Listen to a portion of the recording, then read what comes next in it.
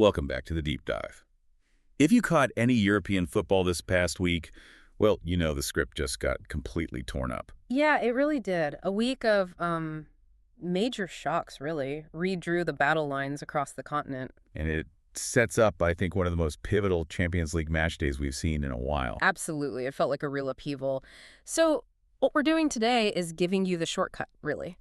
We're going beyond just the scores to pull out the tactical shifts, the records that got broken, those crucial injury updates. The stuff that actually matters. Exactly. Then redefine the stories coming out of Madrid, Manchester, Milan, Munich. Basically, we want you instantly up to speed on the chaos before Europe kicks off again. Okay, good plan. Let's unpack this, starting in Spain, because the drama there was, well, immediate and pretty brutal. You have to start there, don't you? We have to talk about that Madrid Derby. Atletico Madrid 5, Real Madrid 2.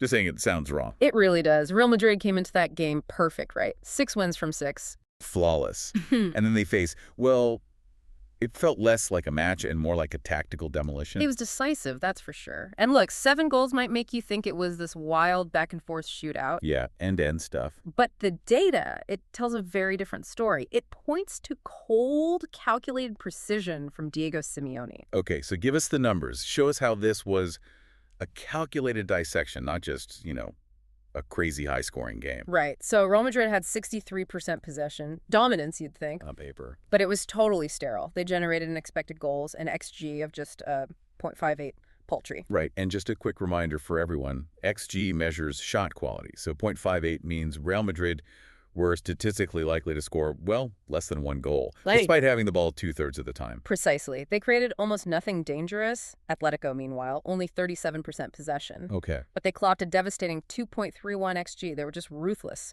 4 saves, outshot Real 7-2 on target. It was clinical. That XG gap is huge. But hang on. Couldn't you argue that's on Real Madrid for just holding the ball? Yeah. If Simeone just let them have it, was it really a defensive disaster class or just like the perfect counterpunch? Oh, it was definitely a perfect counter strategy, but it worked because it ruthlessly exploited what was genuinely a defensive disaster class. Okay. Simeone's setup specifically targeted what people are calling these systemic flaws in Xabi Alonso's tactics.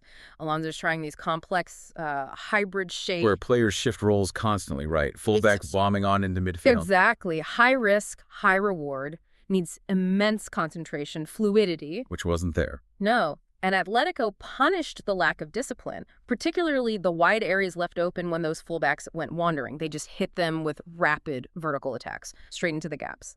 So that one result, it didn't just end Real's perfect start, it maybe exposed a deeper issue for that. Could be a long-term vulnerability, yeah. And that collapse directly opened the door for Barcelona, who took full advantage. A solid 2-1 win over Real Sociedad. Goals from Condé and Lewandowski, straight to the top of La Liga.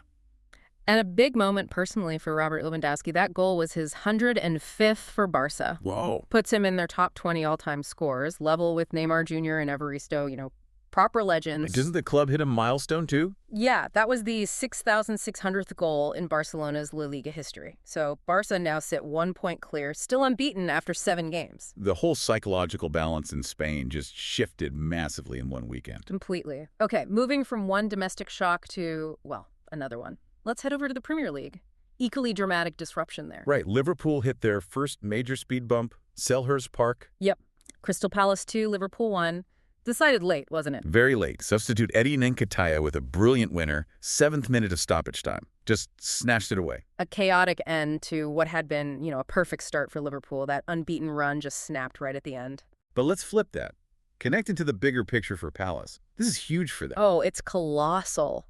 Under Oliver Glasner, they're now on a club record 18-match unbeaten run, all competitions. 18. That's incredible. And this win makes them the only team left unbeaten in the entire Premier League. That's amazing. Crystal Palace, sitting second. Liverpool's closest and most unexpected challenger. Who saw that coming? Seriously. So what's Glasner doing tactically? How's he getting this resilience against the big boys? Well, he's built this incredibly solid defensive unit. It's designed to frustrate teams that press high. Like Liverpool. Exactly. Yeah. And then they counter with really efficient wide players. It's less about having the ball, more about nailing those transition moments, kind of like Atletico, actually. A similar defensive blueprint proving very effective. Okay, so while Palace are flying, some other giants are sinking deeper into trouble. Manchester United. Yeah, comprehensively beaten 3-1 by Brentford. Igor Thiago got 2 very early goals first 20 minutes. That set the tone immediately. It did. United looked completely out of sorts, especially in midfield. Brentford's plan was simple, but, deadly. Virtuous. Press United's defensive midfielders like crazy. Cut off the supply from the center backs to the creative guys. It forced mistakes. Bruno Fernandes even had a penalty saved. That early pressure just seemed to break them. And Chelsea. Not much better, were they? Damaging 3-1 home loss to Brighton? No, that was rough. Defined partly by indiscipline, Trevoh Chalobah's red card early in the second half. Yeah, playing with 10 is tough. But the tactical fallout was maybe worse. Pochettino tried to drop deep, defend with 10 men, but Brighton just stretched them wide, used overlaps relentlessly. Patient approach. Very patient. Waited for the daps, scored twice deep in stoppage time. For both United and Chelsea, these aren't just defeats. They feel like, well, tactical breakdowns, big systemic problems ahead of Europe. Amidst all that chaos, though, we did see some teams show real title grit. Arsenal. Yeah, they fought back. Vital 2-1 win over Newcastle. Gabriel with the header, deep into stoppage time, 96th minute. That must have felt huge. If you're an Arsenal fan watching that, the relief after that goal, immense. Those late comeback points, nicking wins when it looks gone, that's what potential champions do, isn't it? You contrast that with Spurs, though. Held 1-1 at home by Wolves. They scored late too, 94th minute. Right, but it felt different. Felt like 2 points dropped for Tottenham, not 1 gained. Frustration there. And then there's the inevitable, Manchester City. Oh, yes.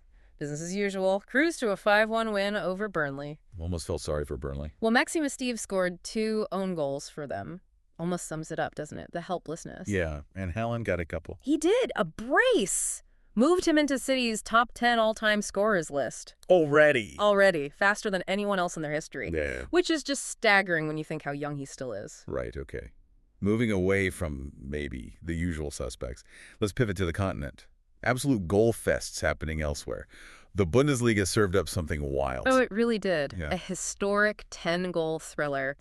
Eintracht Frankfurt 6, Borussia Mönchengladbach 4. 10 goals. Frankfurt led 5-0 at halftime. 5-0. And then 6-0 early in the second half. It was absurd. And didn't they score those 6 from a really low XG? That's the crazy part. 6 goals from an XG of just 2.94. That's ridiculously clinical finishing. Basically, every decent chance went in. Wow. What happened to Gladbach? Their coach admitted afterwards he basically had to appeal to their honor at halftime just to get a reaction. And they nearly came back. They mounted this furious comeback, yeah. Fell just short in the end. But while Frankfurt had chaos, it was serene at the top. Bayern Munich doing Bayern Munich things. Pretty much. Routine 4-0 win over Werder Bremen. Kept their perfect start going. That was the game Harry Kane got his 100th club goal, right? In record time. Yep. But the big stat for Bayern is the goal difference. Plus 19 after just 5 matches. That's a record. Unheard of, really, at this stage. Just operating on another level domestically. Totally. And Borussia Dortmund. Quietly effective. A solid 2-0 win. They've got a leg-high 3 clean sheets now. That defensive base is important. Okay, jumping down to Serie A. A massive clash there really blew the title race open. AC Milan 2, Napoli 1. Yeah, and the star there was definitely Christian Pulisic, the American international. Yeah, he was inspirational, apparently. Assisted the first, scored the winner. Shows how vital he is to Milan's attack right now. And that result means? It means we've got a fascinating 3-way tie at the top. Milan, Napoli, AS Roma, all level on 12 points. Makes things really interesting in Italy. Proper tension at the top, which hasn't always been the case recently. No, it's great to see. And over in France, another domestic shock. Olympique de Marseille beat PSG 1-0 in Le Classique. Wow, beat the reigning European champions. That's a statement. Huge statement. But PSG and their main rivals, Lyon, they both recovered quickly. They're now tied at the top on 15 points. Looks like a clear 2-horse race emerging there. And quickly, you mentioned something about the women's game. Yeah, worth a shout out. Olympique Lyonnais women absolutely demolished their PSG rivals 6-1. 6-1. Yeah, featuring a hat trick from the U.S. star Corbin Schrader. Just utter dominance from Lyon in the women's division. Breathtaking stuff. Okay, so all this domestic drama, the tactical issues in Madrid and Manchester, the crazy goal fests in Germany, it all leads directly into the pressure cooker of Champions League Matchday 2. The stakes feel incredibly high now, don't they? Half the teams are coming in nursing these fresh domestic wounds. Yeah, and the big question is who carries momentum forward, like Atletico or Barca? Exactly. Or do the teams in crisis, like Chelsea and United, just stumble again under the European lights? Right. Let's start with a huge one. October 1st, Barcelona versus Paris Saint-Germain. A modern classic usually guarantees goals 24 in the last 5 meetings. Yeah, it's Flick's possession style versus Luis Enrique's high press. Tactically fascinating. But the big story here isn't tactics, is it? It's injuries. It's pure depletion. This is a battle of, well, depleted giants. PSG could be missing up to 7 players who started last year's final. Yeah. Ousmane Dembele is confirmed out. Big doubts over guys like Kvaratskhelia, Vitinha. Their depth is being seriously tested. And Barca aren't exactly at full strength either. Missing Rafinha, Gavi, their keeper, Ter Stegen too. Right. It's hard to recall 2 giants meeting with so many key players missing. It's unprecedented almost. The one bright spot for Barca, though, is Lamine Yamal, the teenager. Absolutely. He came back from injury, got the game-winning assist against Sociedad straight away. His pace, his creativity, it's suddenly vital for Barca's attack in this huge game. Okay, let's quickly run through the other key games. Starting September 30th, Chelsea versus Benfica. The big narrative here is Jose Mourinho returning to Stamford Bridge with Benfica. Always drama with Jose. Always. But beyond that, it's massive for both teams. They both lost on match day 1. Pressure's on, especially for Pochettino at Chelsea, given their domestic form. Then Atletico Madrid versus Eintracht Frankfurt. Sounds like goals guaranteed. You'd think so. Atletico just scored 5. Frankfurt just scored 6. Expect fireworks. Anyone to watch specifically? Keep an eye on Frankfurt's Can Uzun. 19-year-old Turkish international, really dynamic attacking midfielder. This is a big stage for him to impress against top opposition. Okay. October 1st, Monaco versus Manchester City. City are favorites, obviously, but... But there's a question mark over Rodri. Their key defensive midfielder missed the weekend with a knee issue. Still a doubt. And he's crucial for them. He's the guy who protects the defense, controls the game's tempo. If he's out, it could maybe open the door a bit for Monaco, whose defense isn't exactly watertight. Their recent games have seen loads of goals. Right. Finally, Liverpool travel to Galatasaray, September 30th. Yep. Arne Slot's team just lost their unbeaten record, and now they go to maybe the most intimidating away ground in Europe. Rams Park in Istanbul. It's notorious. The atmosphere is insane. So the challenge for Liverpool isn't just beating a good Galatasaray side, it's handling that cauldron of noise, especially right after their first loss. Huge test of character for them. So, summing up, this was a week that really ripped up the domestic scripts, didn't it? Real Madrid's perfect run smashed by a tactical masterclass. Yeah. Liverpool's perfect start unexpectedly ended by, of all teams, Crystal Palace. The whole landscape feels redrawn just as Europe returns. The chaos is definitely real, and the pressure, particularly on those injury-hit giants, is just immense now. Which leads us to that final thought we want to leave you with. Consider that Barcelona versus PSG game, with both teams so badly hit by injuries, so many stars missing. What decides it? Yeah, is it going to be down to the sheer individual brilliance of the few superstars left standing? Or, will it actually be the depth players stepping up? The tactical discipline instilled by the coaches. That balance between surviving stars and squad depth feels like the absolute key on the continent this week.